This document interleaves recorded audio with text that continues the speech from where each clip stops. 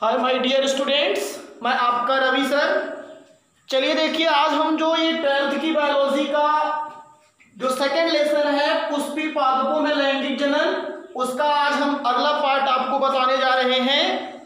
कल मैंने आपको बताया था कि पौधों में पर परागण की क्रिया के लिए क्या अनुकूलता हुआ करती है, मतलब कि पौधों में कौन सी आपकी क्या हुआ करती है, अनुकूल दशाएं पाई जाती हैं, जिसके आधार पर भी आप पहचान सकते थे कि पौधों में पर परागण की क्रिया होती है।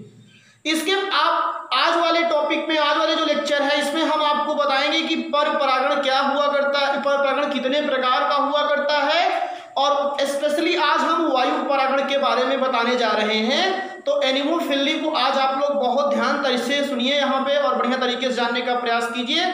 जैसा कि मैंने कल आपको बताया था कि पर परागण की क्रिया में क्या होता है कि परागकण एक पुष्प से निकलते हैं और उसी जाति के किसी दूसरे पौधे के पुष्प पर जाते हैं। जब परागकण एक पौधे से निकलेंगे पुष्प से और उसी जात के किसी दूसरे पौधे के पुष्प के वर्तिकाग्र पर जाते हैं तो उसी को पर परागण कहते हैं। और पर परागण की क्रिया में क्या हुआ करता है, परागकण को एक पौधे से दूसरे पौधे तक जाना पड़ता है।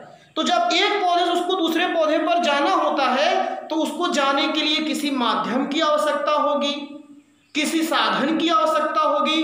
तो उसी माध्यम एवं साधन के आधार पर परागण को 3 भागों में बांटा गया है।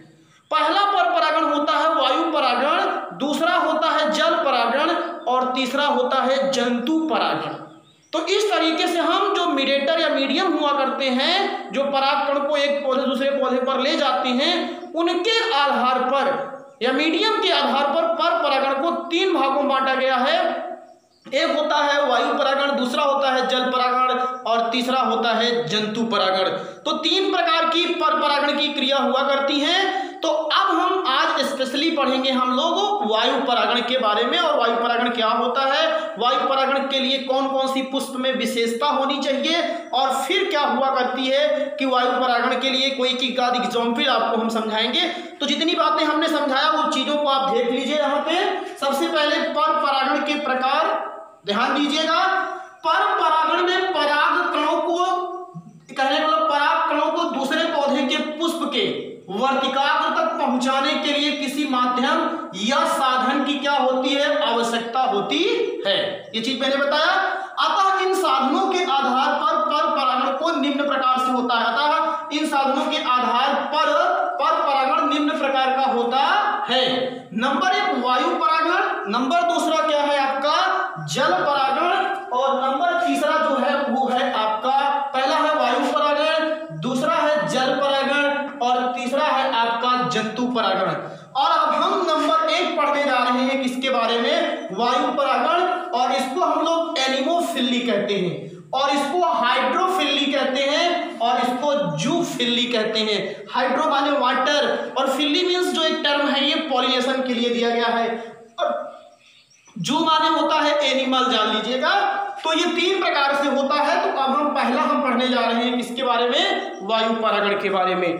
तो वायु परागण के बारे में सबसे पहली चीज तो ये ध्यान देना कि यदि पुष्प में, ध्यान दीजिएगा, यदि पुष्प में वायु द्वारा परागण की क्रिया संपन्न होती है तो उसे वायु परागण कहते हैं। मतलब अगर परागकण जो होते हैं वो हवा के माध्यम से उड़ते हुए एक पौधे से दूसरे पौधे पर जाते हैं तो उसी को ही हम लोग वायु परागण कहते हैं। और यदि परागकण जल के माध्यम से जाते हैं तो उसको जल परागण कहते हैं, और यदि परागकण जंतुओं के माध्यम से जाया किया करते हैं तो उसे हम जंतु परागण कहा किया करते हैं। तो वायु परागण में ध्यान दीजिएगा कि जब परागकण वायु के द्वारा क्या होते हैं, आपकी ऐसे कह सकते हो, जब परागण की क्रिया वायु द्वारा संपन्न होती है तो उसे हम क्या कहते हैं, वायु परागण कहते हैं। और जिस पौधे में या जिस पुष्प में वायु परागण होता है उसे हम वायु परागित पुष्प कहते हैं। और वायु परागण की क्रिया के लिए जो पुष्प में सबसे जो मेन डिजायर्ड कंडीशन होनी चाहिए, मैं पूरी बात एक एक करके बता दे रहा हूं, पूरी बात को ध्यान दीजिए। वायु परागण में तो कोई अट्रैक्शन ये सब चीजों की आवश्यकता तो होती नहीं है कि आकार अच्छा हो, कलर अच्छा हो फूल का, तब उसकी तरफ हम वायु अट्रैक्ट होगी, ऐसा तो होता नहीं है। तो इसीलिए वायु परागण में जो पुष्प होते हैं वो बहुत आकार में छोटे होते हैं और हल्के होते हैं, और ज्यादा उनका कोई कलर ज्यादा अच्छा नहीं होता है। आप जान लीजिए, जैसे गेहूं वगैरह होता है, आप पुष्प देख ही नहीं पाते हो कितना का पुष्प होता है। बहुत आप कभी केयर नहीं किए होंगे, जान लीजिएगा। मक्का में हुआ करता है वायु परागण, जौ में हुआ करता है, आपके साइकस में वायु परागण हुआ करता है, जानिए, जो आपका एक प्रकार का अनावृत बीजी पौधा हुआ करता है। तो इसमें पुष्प प्रायः छोटे, आकर्षक रहित एवं कलरलेस हुआ करते हैं, ज्यादा करके अट्रैक्टिव नहीं होते हैं। दूसरी अगली बात जो सबसे बड़ी चीज बता रहे हैं, ध्यान दीजिएगा कि वायु परागण में जो हुआ करता है, आपको देखिए पहले इतना समझ लीजिए। तो इसमें पुष्प प्रायः क्या होते हैं, यहां से देखिए, पुष्पों में वायु की सहायता से होने वाले परागण को ही क्या कहते हैं, वायु परागण कहते हैं। ये तो अच्छी सी बात है। या जब पौधों में पुष्प के वायु के द्वारा परागण की क्रिया होती है तो उसको वायु परागण कहते हैं। तथा इन पुष्पों को जिसमें वायु परागण हो रहा है उन्हें हम वायु परागित पुष्प कहा जाता है। जैसे गेहूं है आपका, गेहूं टिप्टिकम एसिडम, मक्का जियामेज और ये जई है, जान लीजिएगा। तो इन सब में कौन सा परागण होता है, वायु परागण होता है। फिर अगला टॉपिक है वायु परागित पुष्पों की क्या क्या विशेषता होती है, हम ये जानेंगे कि कैसे। तो पहला नंबर एक है, पुष्प छोटे एवं आकर्षण रहित होते हैं।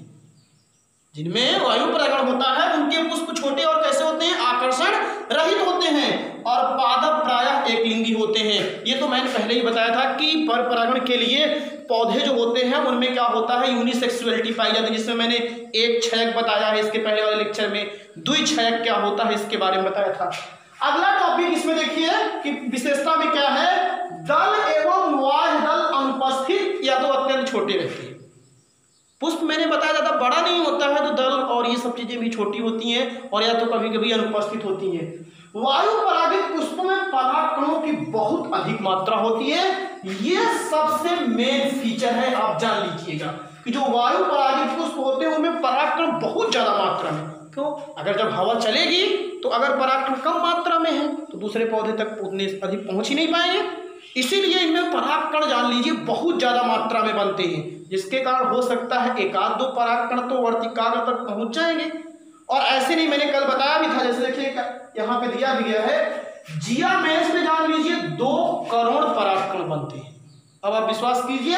और ये पौधा होता है रूमेक्स, रूमेक्स में 40 करोड़ परागकण बनते हैं। अब आप इतना, मैंने एक क्वांटिटी भी आपको बता दिया कि कुछ पौधों में भी जान लीजिए कि इसमें परागकण इतनी अमाउंट में क्या हुआ करते हैं, प्रिपेयर्ड हुआ करते हैं। और अगली चीज, जब हवा में ये चलते हैं तो बहुत सीधी सी बात है, इनको हल्का होना पड़ेगा, रोएदार होना होगा और पंख युक्त, ताकि ये हवा में उड़ सके। तो परागकण शुष्क होते हैं और एवं हल्के तथा पंख युक्त होते हैं, जिससे इनको वायु में उड़ने में क्या होती है, सहायता मिलती है। तो इसका विशेषता बता रहा हूं। पुंकेसर के पुतंतु लंबे एवं पतले होते हैं। पुंकेसर का जो पुतंतु होता है वो पतला और लंबा क्यों होता है, इसके पीछे कारण क्या है, क्योंकि जब हवा का थोड़ा सा भी झोंका चलेगा तो वो पुतंतु क्या होगा, इधर से उधर हिल जाएगा। और जब इधर से उधर हिल जाएगा तो जो परागकोश होगा उससे परागकण निकल करके दूसरे पुष्प के, जैसे आंधी इधर उधर पौधे होते रहते हैं तो परागकण चले जाते। गेहूं में ऐसे तो होता है, आप जब देखते हो थोड़ी सी भी हवा चलती है तो एक पौधा दूसरे पौधे के ऊपर चला जाता है, तो बड़े आराम से उसमें परागण की क्रिया हो जाती है। तो ये समझना है हमको। और अगला है, इनमें वर्तिकाग्र लंबा और तथा क्या हुआ करता है, परागकणों को चिपकाने हेतु होता है। ये बहुत अच्छी चीज है। वर्तिकाग्र लंबा होता है और उस पर एक रोए युक्त पदार्थ होते हैं और लसलसा पदार्थ निकलता रहता है, जिसके कारण क्या हुआ करता है कि जैसे ही हवा के में उड़ते हुए परागकण उसके संपर्क में आते हैं तो वो लसलसा होता है। तो लसलसा होने के कारण क्या होता है, तुरंत परागकण क्या हुआ करते हैं, चिपक जाया किया करते हैं। और वो चिपकना के कारण जान लीजिए उसमें एक फेवरेबल कंडीशन हुआ करती है, जो उसको एक तरीके से वायु परागण की क्रिया के लिए एडेप्ट किया करती है कि इसमें वायु परागण की क्रिया क्या हो सके, संपन्न हो सके।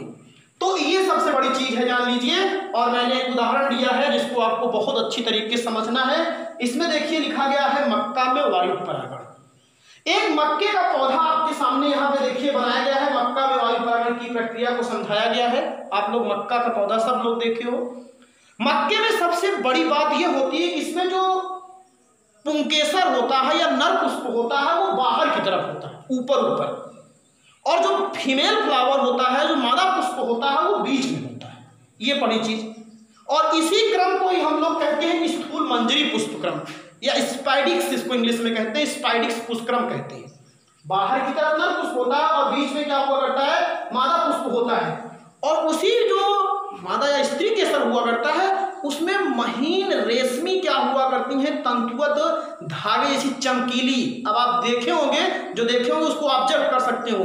पतली रेशमी क्या हुआ करती हैं, धागे सदृश रचनाएं पाई जाती हैं और उसी धागे सदृश रेशमी रचनाओं को ही हम लोग वर्तिकाग्र कहते हैं। बाहर की तरफ पुंकेसर होगा, उसमें परागकोश होगा, परागकण भरे रहेंगे और बीच में चमकीली एकदम रेशमी तंतुवत जो संरचनाएं होती हैं उसी को वर्तिकाग्र कहते हैं। और आप जानते हो कि परागण की क्रिया में वर्तिकाग्र ही क्या करती है, परागकणों को रिसीव करती है, उसी पे आके परागकण गिरते हैं।